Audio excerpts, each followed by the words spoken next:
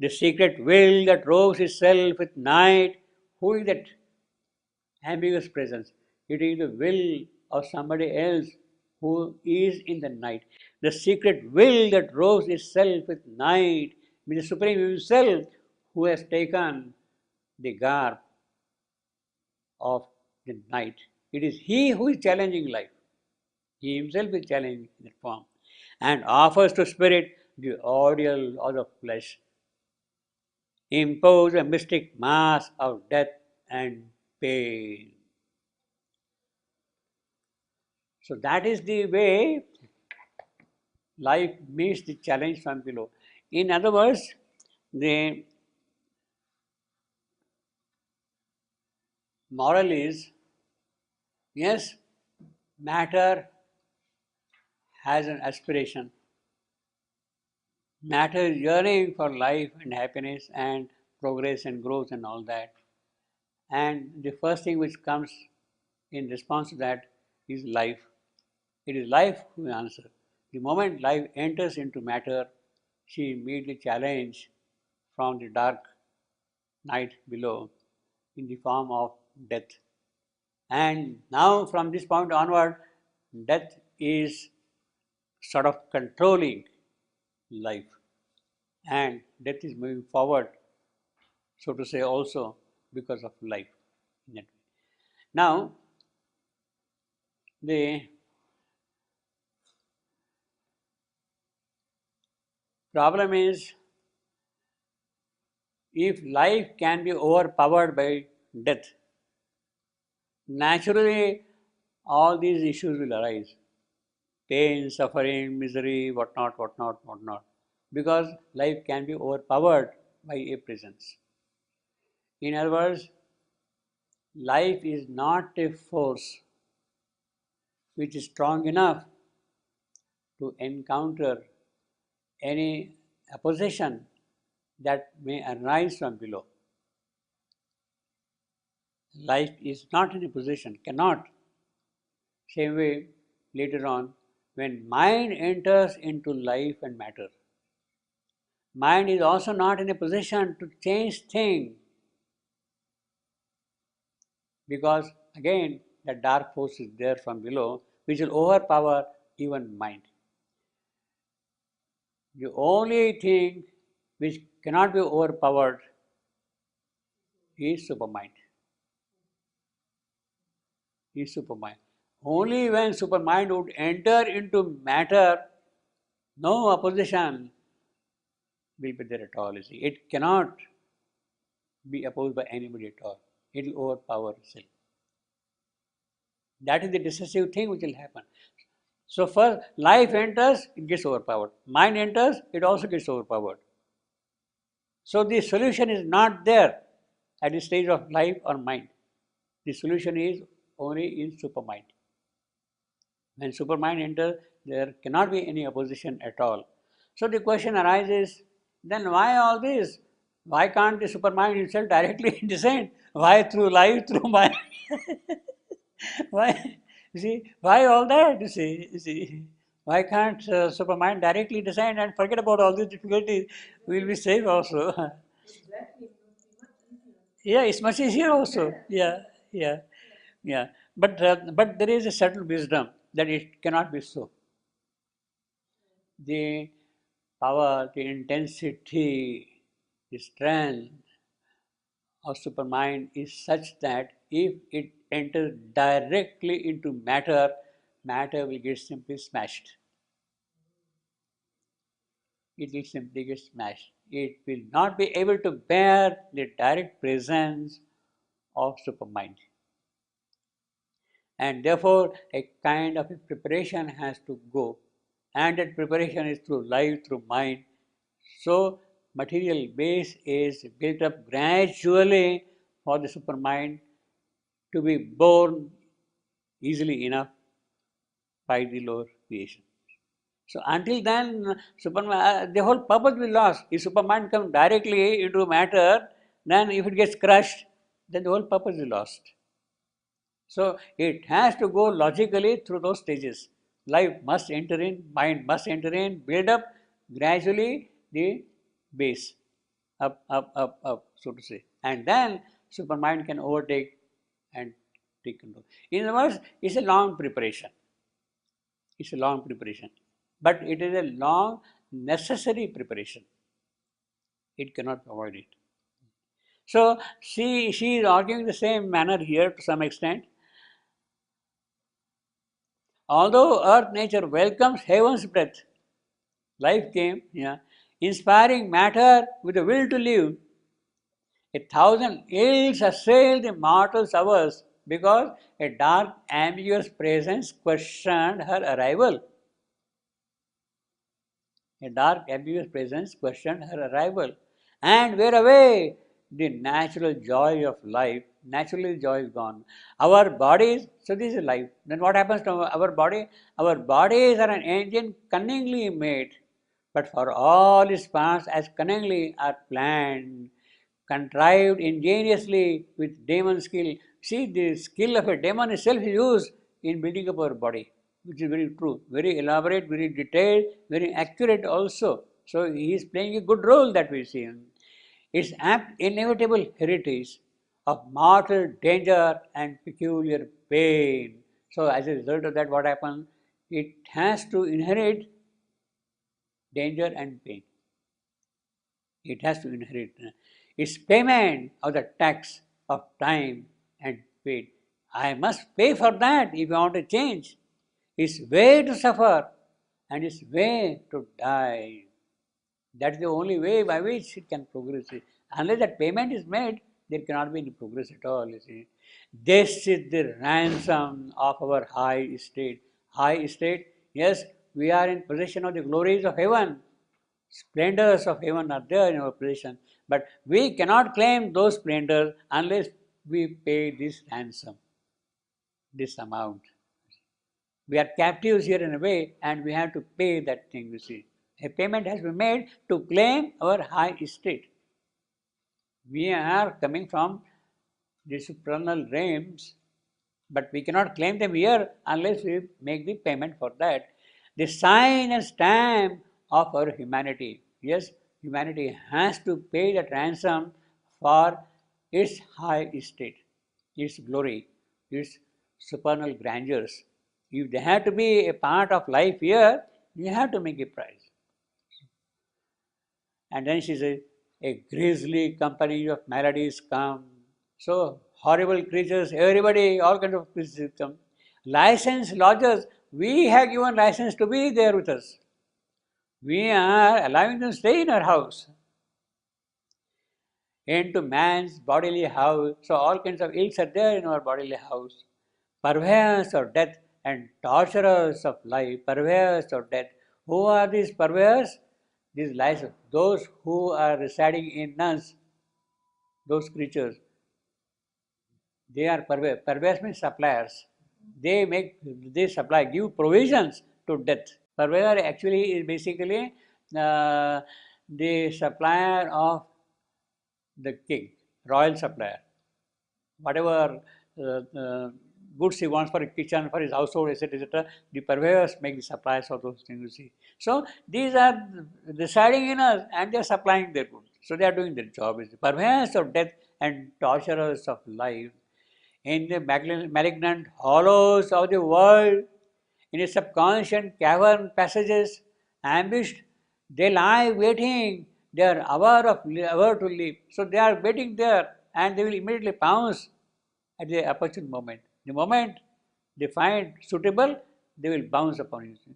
Surrounding with danger, they see the city of life admitted into the citadel of man's day. So we have built a big fort, but then they are waiting for a weak moment also, and the moment you find something weak there, they will rush upon you. They mine his force. So they put mines and they want to blow up the whole fort, obviously, and maim or suddenly kill. They are there sitting in us. All kind of agents are present in us. Jealousy, hatred, anger, lust, greed, all these things are there. They are kind of agents, subconscious agents residing in us all the while, and they are the purveyors of death. They are waiting there all the while. Ourselves within us lethal forces in us. Ourselves within us, lethal forces in us. Yes, we house them in us. We entertain them. We give them good meals also, you see. And it happens all the way. We make of our own enemies our guests. You don't realize that thing, you see. Out of their holes, like beasts, they creep and gnaw. The chords of the divine musician's lyre. So the lyre is there and the chords are there. They come and keep on eating the strings themselves. So what music can you play on that thing? You see? No. The chords of the divine musician's lyre, till frayed and thin, the music dies away. So they'll keep on eating the chords, and then the music will die away with that. Or crashing snaps with a last tragic note. So, so the why will snap, give the last tragic note, finish. Somehow it'll get cut and finish, you see. So she is a very well-versed musician. She is a player of stringed instrument. This lady, and she is giving very elaborate description of that. All that we are is like a fort beset. So we are living in a house which is well guarded, ramparts are there, but what happens? All that we strive to be artists like a dream in the grey sleep of matter's ignorance. So we live only in the ignorance of matter and suffer for all that. Mind suffers, lame by the world's disharmony and the unloveliness of human things. So the cause of mind suffering is disharmony and unloveliness. That's the cause of mind suffering. Mind suffers because of disharmony and because of unloveliness of human things. Because of that. A treasure misspent or cheaply, fruitlessly sold, the bazaar of blind destiny.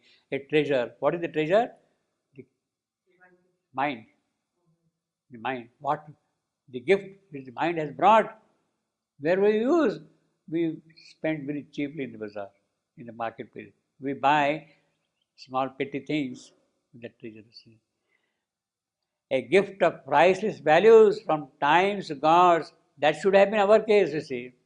Lost or misled in an uncaring world.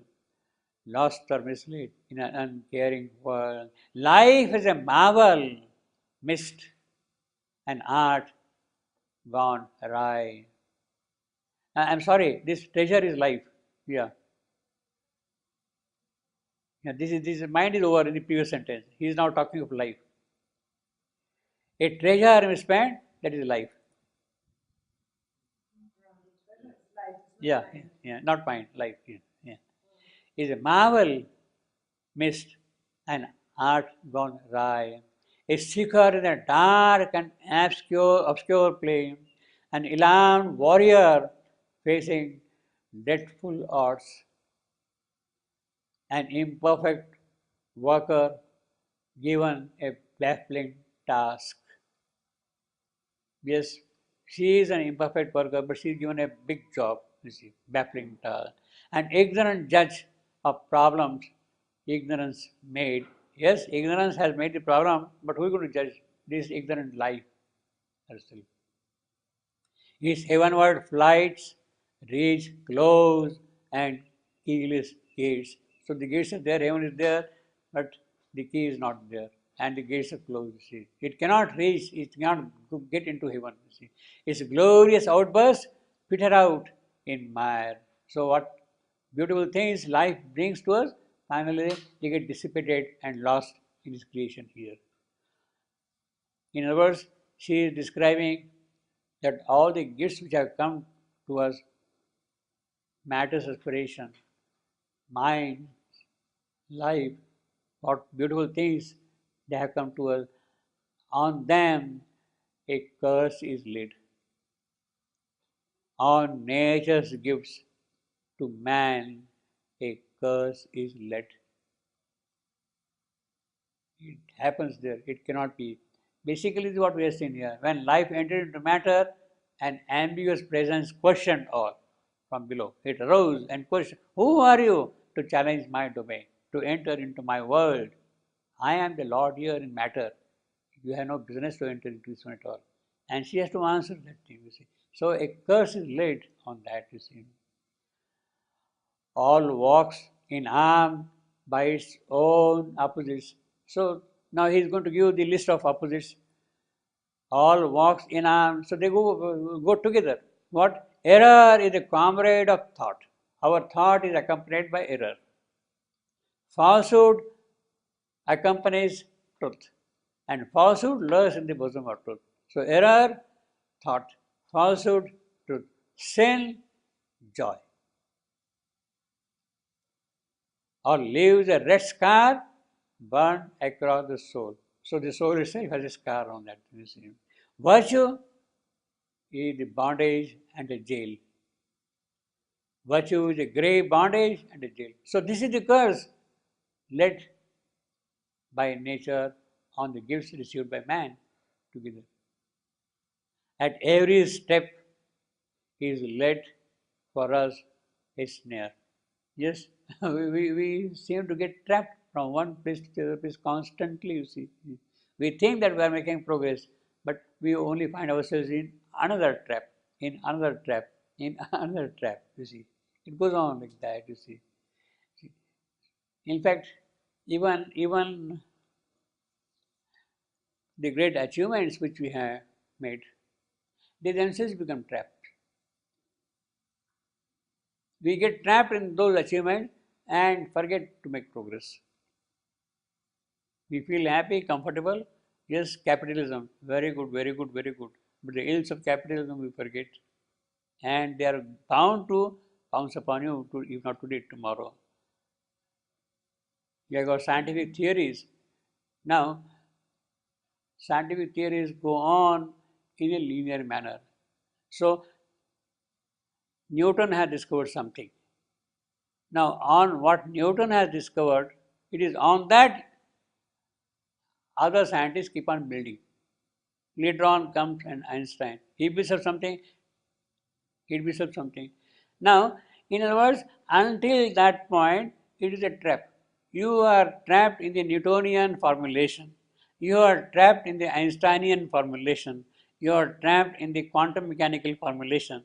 It goes on. You are trapped there, you see. You are not able to think something differently than that, you see. Your process of thinking is kind of now governed by the environment in which you are living. You are trapped in that, you see. Now, for the sake of argument, you put for a moment, say, Einstein and Newton together as contemporaries. Newton has given his theory, Einstein also gives his theory, both simultaneously at the same time. Now, you are not in a position to decide whether I should accept this or I should accept this, you see, because you are not really prepared for that. Your formulation, your method is that a theory can be accepted only if it can be empirically verified. When it can be experimentally established, then it is acceptable to me. So, at the time of Einstein, at the time of Newton, had Einstein given his theory, it would have been thrown away because there was no mechanism by which it could be proved, experimentally verified. And therefore, you get stuck with Newton.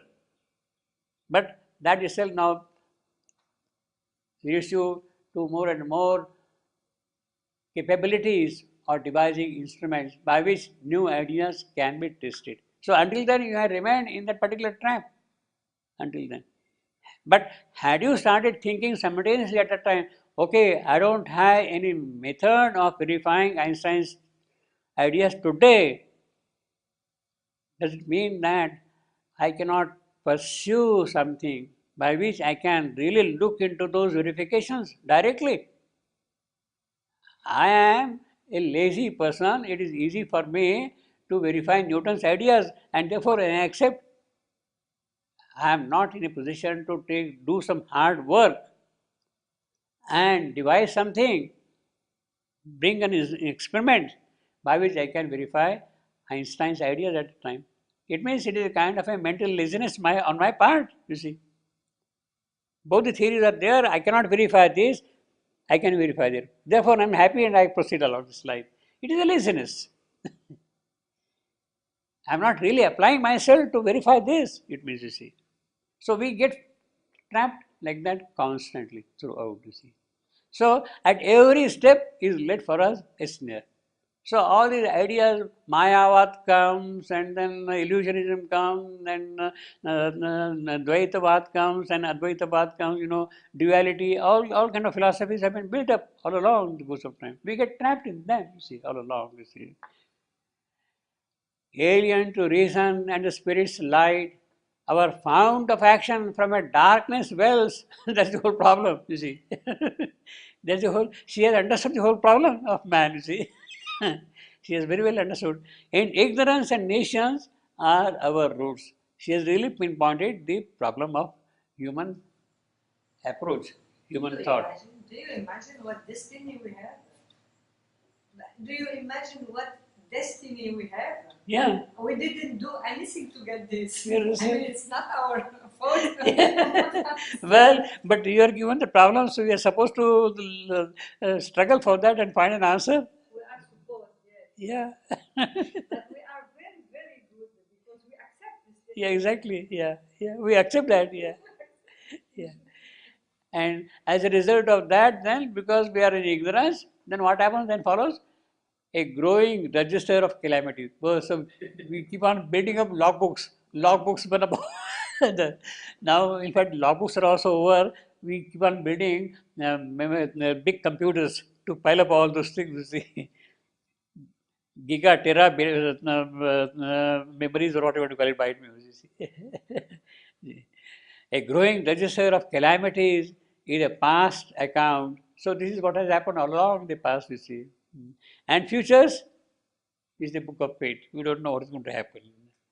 The centuries pile man's follies and man's crimes upon the countless crowd of nature's ills. So throughout the ages, what is happening? Ill, suffering, suffering, suffering. Nature's ills. As if the world's stone load was not enough. So yes, there is a black load already on our head, but then on that we keep on piling more and more calamitous things all the while, you see. Is not enough. A crop of miseries obstinately is sown. So we have got the furrows, and in that furrow, what we do? We keep on sowing more and more miseries. We keep on putting more and more seeds of miseries all along. In other words, what actions we do today, they become our karmas, which we have to meet tomorrow. Our today's actions become our karmas, which we have to face tomorrow. You see, that is what we see. Crop of miseries we produce those things. You see, yet is sown by His own hand in the furrows of the gods. You see, you are putting yourself all those things. You see, the vast, increasing, tragic harvest reaped from old misdeeds buried by oblivious time. The time has gone away into the past. Past is already there. All our past karmas which are buried there, they are now showing up and influencing our action today. We are sufferers of karma. Or we can, in other words, say, everything is residing in our subconscious. We have not taken care of things which are there in our subconscious, and they will come and show up themselves at appropriate time. They will not allow you to escape easily. You have to really purify all the past, the subconscious, you see. From old misdeeds buried by oblivious time. So the karma, the law of karma is inescapable, you see that way. He walks by his own choice into his trap. So don't blame God or somebody. You are walking yourself into trap. This because of the mental. After? The mental, the mind, when he came. Yes, yeah, that's right. Yeah, that's man. He obliged us to do this. Yeah. And therefore say, this mortal creature is known worst foe. Yeah, you are your own enemy, you see.